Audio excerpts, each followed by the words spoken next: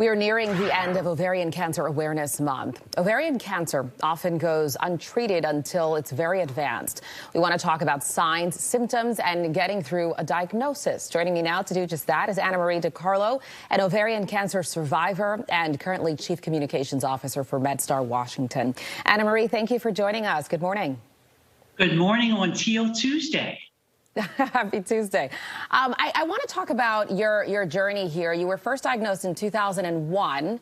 How did you find out about your diagnosis, and what symptoms did you experience beforehand? Well, my symptoms, looking back now, were very common. I had bloating and lower back pain, and I felt full quickly after I had a meal, and I knew something was wrong.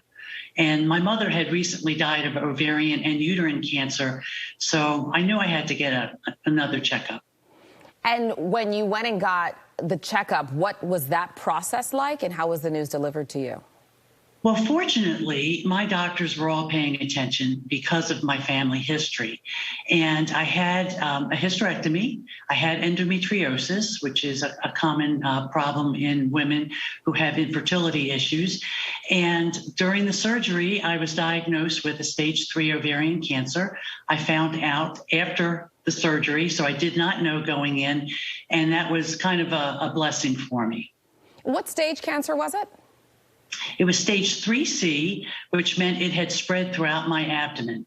Gotcha. So let's talk about the symptoms. You mentioned you felt full early on, and that to you triggered, or at least let you know that something wasn't quite right. What other symptoms should people look out for? They should look for bloating, feeling full quickly after eating, urinary habits, changes in your urinary habits, and pelvic or abdominal pain. And this is common in a lot of medical conditions, so if they're unusual for you, after about 10 or 12 days, you should seek medical assistance. What about screening? I know with ovarian cancer, it's a little trickier than it is with others.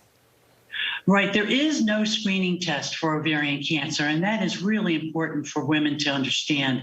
The Pap smear test for cervical cancer, that is an excellent test. And as this also is Gynecologic Cancer Awareness Month, it's important for women to get those checkups and make sure they get those screenings. So there is no screening test for ovarian cancer. That's important to know. Is there a genetic link here? I know you mentioned your mom passed away from ovarian cancer. Should that make one more sensitive or more alert to it? Yes, in a sense. Only about 15% or so of ovarian cancer is because of a mutation on the BRCA1 or 2 gene.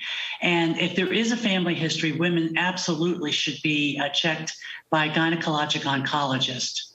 What would you say was the best resource for you as we wrap here? What helped you the most?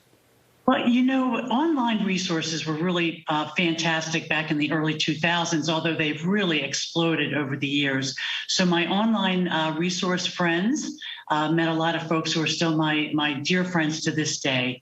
And that has been extremely helpful in surviving.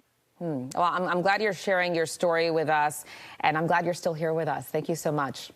Thank you. You're welcome. That's Annamarie DeCarlo, ovarian cancer survivor, joining us this morning.